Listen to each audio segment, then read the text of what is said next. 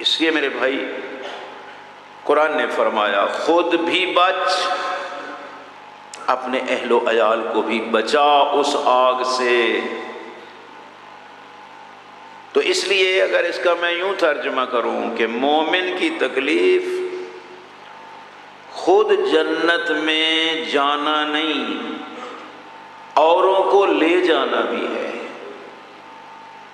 اہل و عیال کے لیے ایسا ماحول پیدا کرنا کہ وہ آگ سے بچ سکیں، یہ فرض ہے گھر کے سرپرست کا، فرائض میں شامل ہے۔ چونکہ خالق نے تو اس بچے کو مسلمان خلق فرمایا، کل مولود یولد علی فطرت الاسلام بل الابواہ یہودانہ وینصرانہ ویمجسانہ، کہ ہر بچہ تو فطرت اسلام پہ پیدا ہوتا ہے، یہ ماں باپ ہیں جو اس کا بیڑا غرق کر دیتے ہیں، یہ ماحول ہے جو اس کو تباہ کر دیتا ہے، کبھی مجوسی، کبھی یہودی، کبھی نصرانی، ورنہ اصل میں بچہ تو پیدا ہوا تھا فطرت اسلام پر۔ فرض ہے ہمارا کہ اس کو ایسا ماحول دیں کہ وہ فطرت پہ ثابت قدم رہ سکے، ضروری ہے۔ اس لیے معصوم نے وارننگ دی ہے، معصوم امام جعفر صادق علیہ السلام، فرمایا اپنی بچوں کی خبر لو قبل اس کے کہ وہ مرجئہ کے جال میں پھنس جائیں۔ مولا وہ مرجئہ کیا ہوتے ہیں؟ فرمایا مرجئہ وہ ہوتے ہیں جو کہتے ہیں نیک عمل کی ضرورت ہی کوئی نہیں، بس۔ اس لیے میرے بھائیوں ایسا ماحول، اور اسلام اگر آپ غور کریں، اسلام اولاد کی تربیت اس سے شروع نہیں کرتا کہ جب بچہ ماں کی گود میں آتا ہے، نہیں، اسلام اس سے پہلے شروع کرتا ہے کہ جب تو چاہتا ہے نا شادی کرنا تو اس وقت دقت کر کہ تیرے بچوں کی ماں کیسی ہو، وہاں سے اسلام شروع کرتا ہے کہ ماں تربیت یافتہ ہو، اس ماں پہ بھی 15-20 سال پہلے محنت ہو چکی ہو، وہاں سے اسلام شروع کرتا ہے۔ المومن کفو المومن، ایمان کو میرٹ قرار دیا ہے اسلام نے۔ اور آپ دیکھیں میرے بھائیوں اور بزرگوں، جتنے ہی کوئی اچھے لوگ دنیا میں آئے ہیں ان کے پیچھے ماں کا بڑا کردار ہے۔ اس میں اس نے یہ جملہ لکھا تھا کہ دنیا زہرا کے جتنے احسانات ہیں بھلانا چاہے بھلا دے، یہ تو نہیں بھلا سکتی کہ زہرا نے زمانے کو حسین دیا ہے۔ یعنی ماں کی گود کا بھی اثر اس میں ہے، بڑا جملہ۔ تو مائیں المومن کف المومن، اور سید الانبیاء نے جب جناب سیدہ طاہرہ کی شادی حکم خدا سے کرنا چاہی تو یہ فرمایا تھا لولا علی لما کان لابنتی فاطمہ کف آدم بمن دونہ، اگر علی نہ ہوتے میری زہرا کا کوئی ہمسر نہ تھا، آدم ہو یا غیر آدم۔ اس سے آپ اندازہ لگائیں کہ کف کا مطلب کتنا ضروری ہے، کف کا ہونا، کہ اگر بیٹی سیدۃ النساء العالمین ہے تو اس کا شوہر ہدی للعالمین ہونا چاہیے، کل ایمان علی ابن ابی طالب جیسی ذات ہونا چاہیے، ضروری ہے۔ اور آپ جانتے ہیں کہ جب شادی ہو گئی تھی، میں اس تفصیل میں نہیں جاتا، تو سید الانبیاء تشریف لے گئے تھے اور ایک امیر المومنین سے ایک بات کی کہ یا علی کیف وجدت فاطمہ، کہ یا علی میری زہرا کو کیسے پایا؟ امام نے جواب دیا نعم العون علی طاعت اللہ، اللہ کی اطاعت پہ بہترین معاون پایا۔ یہ ہے اسلام میں فلسفہ ازدواج، جہاں سے آغاز ہونا ہے کہ شادی کا پروگرام ہے، پورے علاقے میں تلاش کرو کہ میری بیٹی کا کف ایمانی کون ہو سکتا ہے جو اللہ کی اطاعت میں اس کی معاونت کرے۔ یہ ہے فلسفہ، تب ہی تو نصف دین قرار پایا نا۔ یہ شادی خواہشات نفسانی کا ارضا نہیں ہے، یہ تو ایمانوں میں بھی ہے۔ من تزوج فقد احرز نصف دینے، کہ جو شادی کر لیتا ہے وہ اپنے آدھے دین کو بچا لیتا ہے۔ آپ دیکھیں نا دین کے کتنے احکام ہیں، نماز، روزہ، حج، زکوٰۃ، خمس، جہاد، پتہ نہیں اور کتنے احکام ہیں میرے بھائی، ان سب کا ثواب ایک طرف، حکم معصوم سے شادی کرنا اس کا ثواب ایک طرف۔ یہ فقط خواہشات نفسانی کا ارضا ہے؟ نہیں میرے بھائی اور بزرگوں، جٹ لوگ بیٹھے ہو، اچھی فصل وہاں ہوتی ہے کہ جہاں زمین زرخیز ہو، اور اگر زمینی شور ہے میرے بھائیو، یہ کماد بھی لگا دینا، ہمارے علاقے میں ہوتا ہے، آپ بھی اسی علاقے سے ہیں، کہ کلر والی جگہ پہ وہ کماد کا گنا، اس کا رس بھی ترش ہوتا ہے۔ اس لیے اسلام کہتا ہے کہ دیکھ وہ زمین کون سی ہے، اس زمین میں ایمان ضروری۔ بلکہ میں نے ایک روایت میں پڑھا کہ ایک شخص معصوم ہستی کے ساتھ سفر کر رہے ہیں اور نماز کا وقت ہو گیا، اول وقت۔ کہتے مولا پڑھیں یہاں نماز؟ فرمایا نہیں، تھوڑا صبر کرو، آگے جا کے پڑھتے ہیں۔ کچھ وقت کے بعد آگے جا کے پڑھا تو وہ بندہ عرض کرتے ہیں مولا اول وقت تھا، وہاں آپ نے نہیں پڑھی نا نماز؟ فرمانے لگے تجھے پتہ نہیں ہے کہ جس زمین سے گزر رہے تھے وہ کلر والی شور زمین تھی، اور روئے زمین پہ جو زرخیز زمین ہے اس نے ہماری ولایت کا کلمہ پڑھا ہے۔ اور میرے بھائی زمین میں اگر یہ چیز ہے، اس لیے آپ فقہ کی کتابیں پڑھ لیں، وہاں لکھا ہے کلر والی زمین میں نماز پڑھنا مکروہ ہے۔ مکروہ ہے، بے شک فقہ کی کتابوں میں بڑے مکروہات پہ ہے کہ کلر والی شور زمین میں نماز پڑھنا مکروہ ہے۔ تو جب زمین میں یہ صورتحال ہے تو انسانوں میں کیوں نہیں؟ اس لیے فرمایا زمین وہ ہو جس میں ولایت معصوم ہو،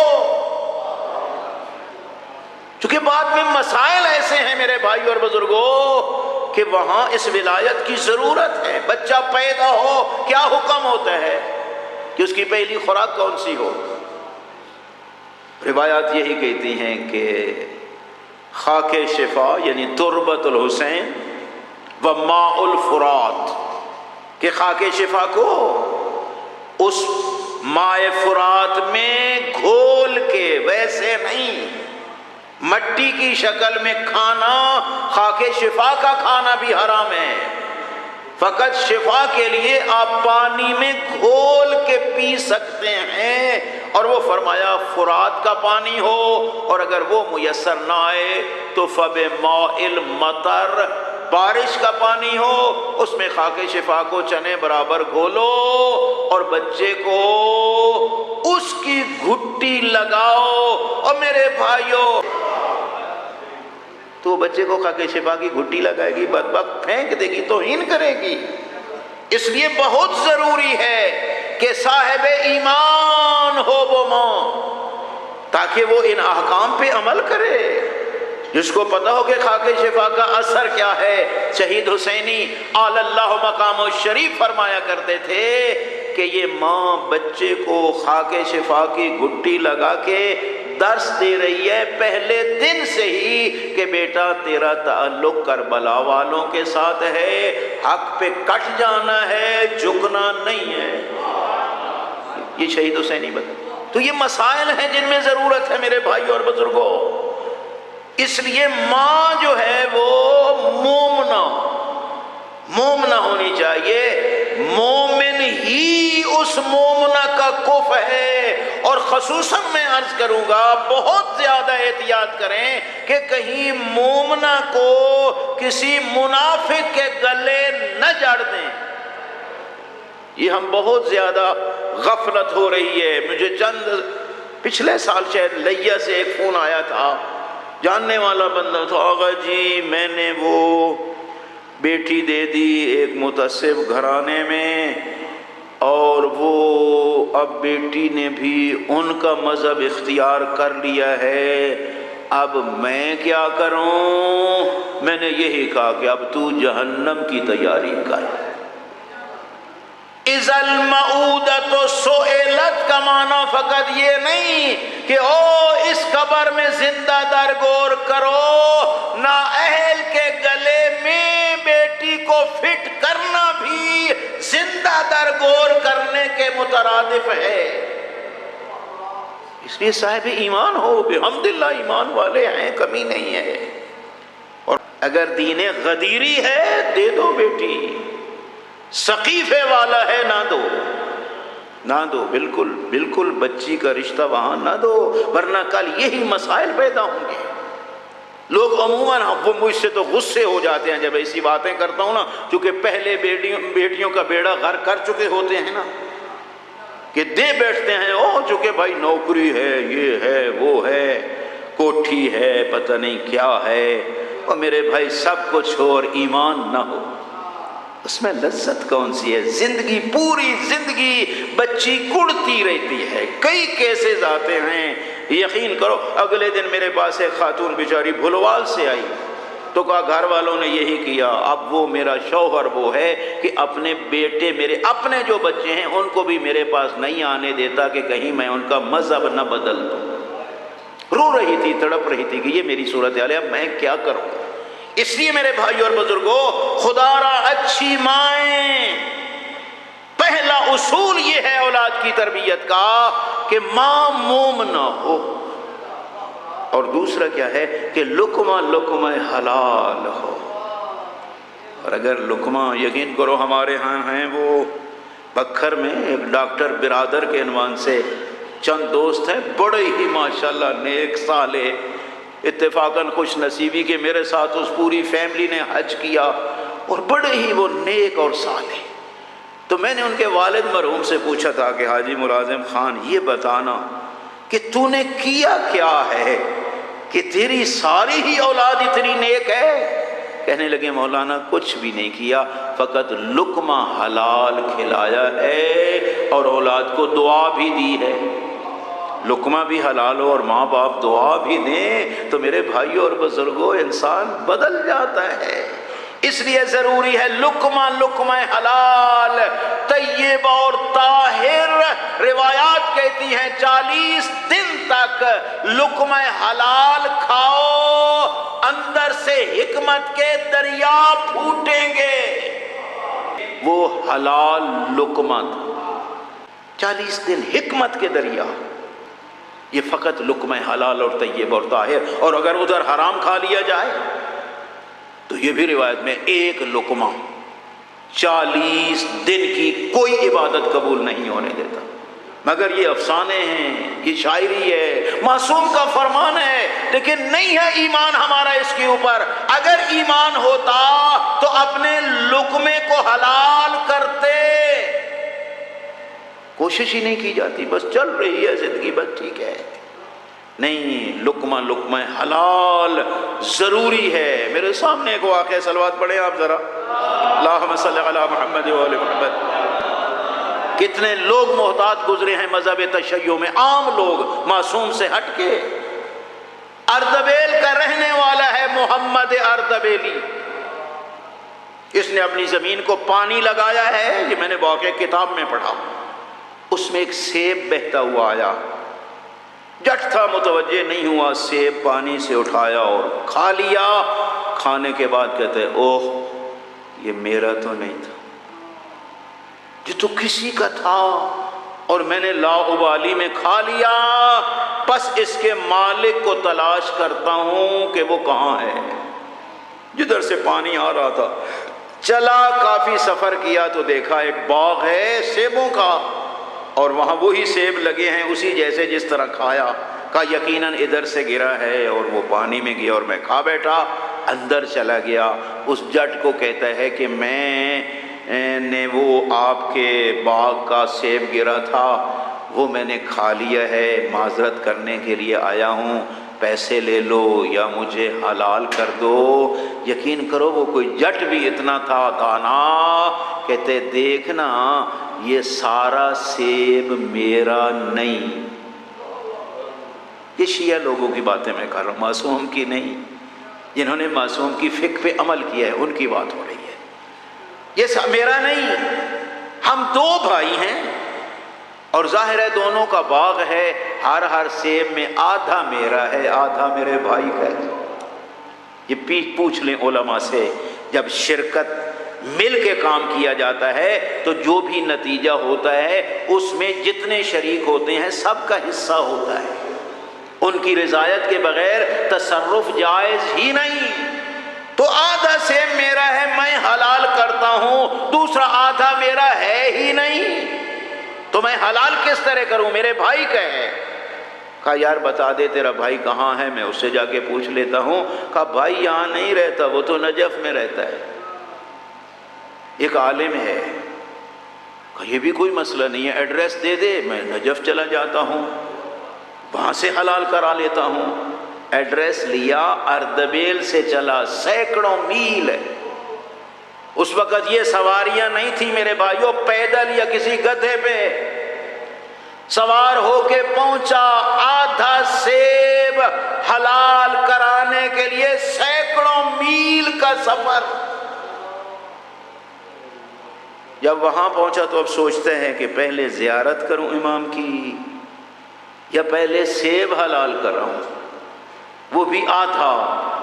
کہتے نہیں، اگر میں بغیر حلال کرائے چلا گیا امام کی زری پہ زیارت کے لیے تو ہو سکتا ہے مولا کہہ دیں حرام خور، حیا نہیں آتی۔ کیا جواب دوں گا؟ پہلے حلال کراتا ہوں پھر جاؤں گا میں زری پہ۔ دیکھ خداوند عالم سب کو توفیق دے زیارت کی، ہم جاتے ہیں لیکن مجھے بتاؤ وہ جو مال ہوتا ہے زیارت پہ کتنے کا خمس دیتے ہیں، کتنے کا زکوٰۃ دیتے ہیں، کتنے کے واجبات دیتے ہیں؟ بس ٹھیک ہے چیک کاٹا دیا لیڈر صاحب کو اور چل پڑا۔ نہیں، لقمہ لقمہ حلال، کرایہ حلال، وہاں رہنا حلال، تب کوئی نتیجہ نکلے گا۔ دک الباب کیا، جو ایڈریس لکھا تھا ایک عالم دین نکلے۔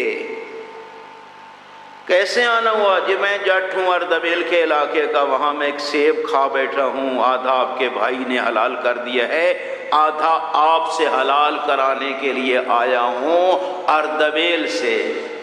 عالم دین بھی سمجھ گیا کتنا متقی ہے، کتنا پرہیزگار ہے۔ میرے بھائیوں کہتے ہیں میں حلال تو کرتا ہوں لیکن ایک شرط ہے۔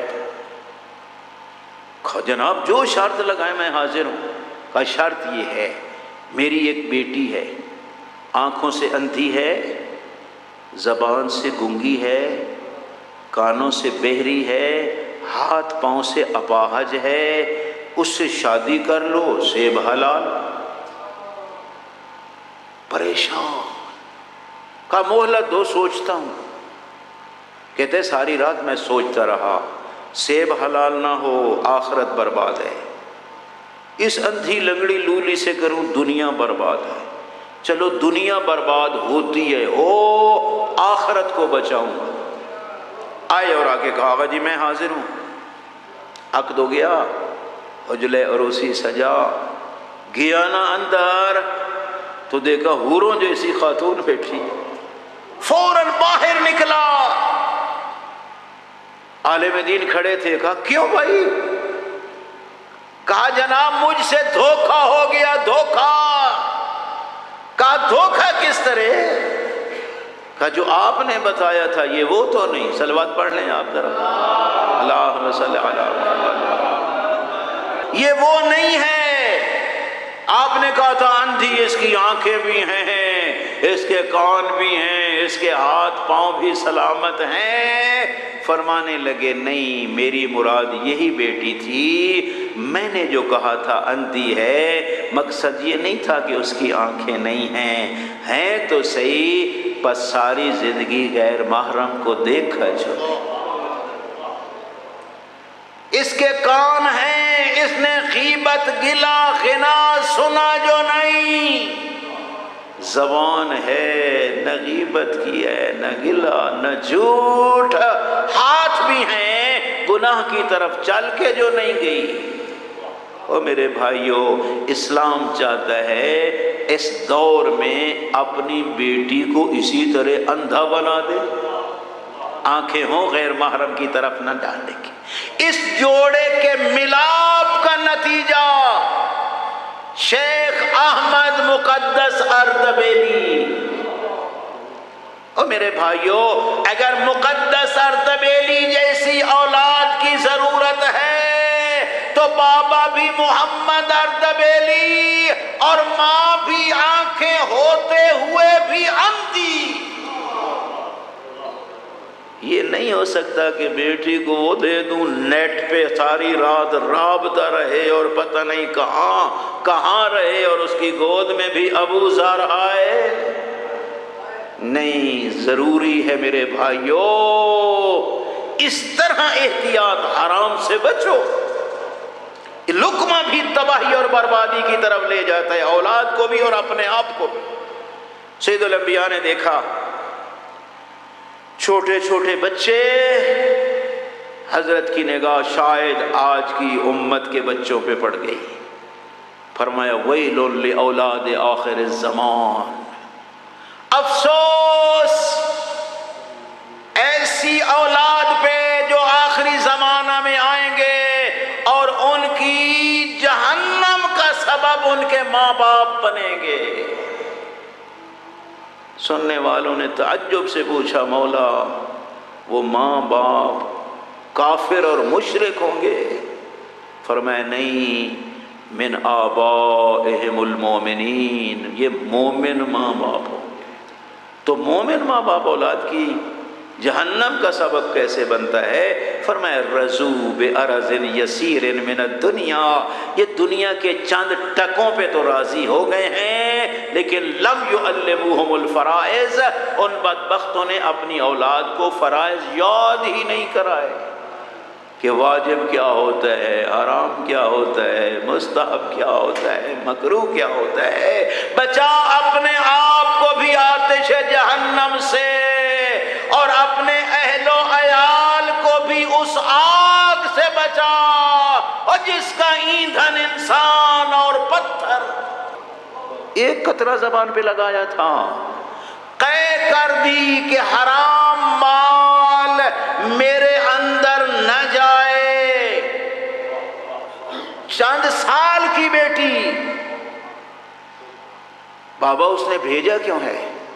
قے کرنے کے بعد پوچھتی ہے، کہ اس لیے بھیجا ہے کہ ہم علی علیہ السلام کو چھوڑ دیں اور اس کے ہو جائیں، یہ پہلی کھیپ ہے اور بھی دے گا۔ تو بابا آپ نے پھر کیا جواب لکھا ہے؟ کہا بیٹا لکھ رہا ہوں، سوچ رہا ہوں، لکھوں گا۔ کہتی ہے بابا اس کے حاشیے پہ میری طرف سے بھی یہ لکھ دینا۔ مجھے سارا وہ شعر یاد نہیں، ایک جملہ یاد ہے کہ اب الاصل المزعفر یبن ہند، او ہندہ کے بیٹے زعفران ملے شاہد سے تو علی کے شیعہ کو خرید کر سکتا ہے؟ جو علی کا شیعہ ہوتا ہے اتنا گھاٹے کا سودا نہیں کرتا۔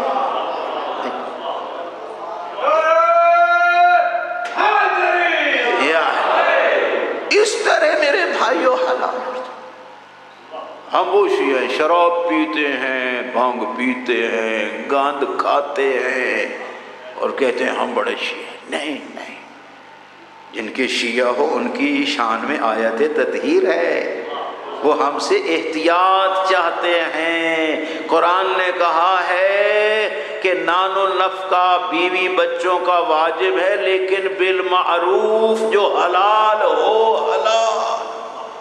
ایسی تربیت کر اولاد کی، پتہ ہو کہ حلال کیا ہے اور حرام کیا ہے۔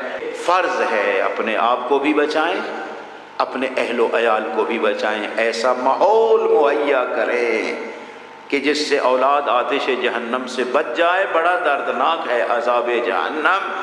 آقا خمینی رحمت اللہ علیہ ایک دن درس دے رہے تھے، میں بھی سن رہا تھا، تو فرمانے لگے کہ جب سید الانبیاء معراج پہ گئے تھے نا، تو حضرت نے جنت کو بھی دیکھا تھا اور جہنم کو بھی۔ جہنم کے کنارے سے گزر رہے تھے نا، تو ایک دھڑام سے آواز آئی، یہ روایت میں نے خود پڑھی ہے، دھڑام سے آواز۔ اخی جبرائیل یہ کیسی آواز ہے؟ دروغ جہنم سے پوچھا گیا، بتا۔ اس نے کہا کہ 70 سال پہلے، 70 سال جہنم کے کنارے سے ایک پتھر گرایا تھا، آج وہ اس کی تہہ میں جا کے پہنچا ہے۔ اتقوا النار قعرها بعید بعید، بچاؤ اپنے آپ کو اس آتش جہنم سے جس کی گہرائی بہت زیادہ ہے۔ اور یہ بھی میں حلفاً کہہ سکتا ہوں، ہونا وہی ہے جو معصوم نے بتایا ہے، جو قرآن نے بتایا، باقی سارے افسانے ہیں جن میں ہماری زندگیاں برباد ہو رہی ہیں۔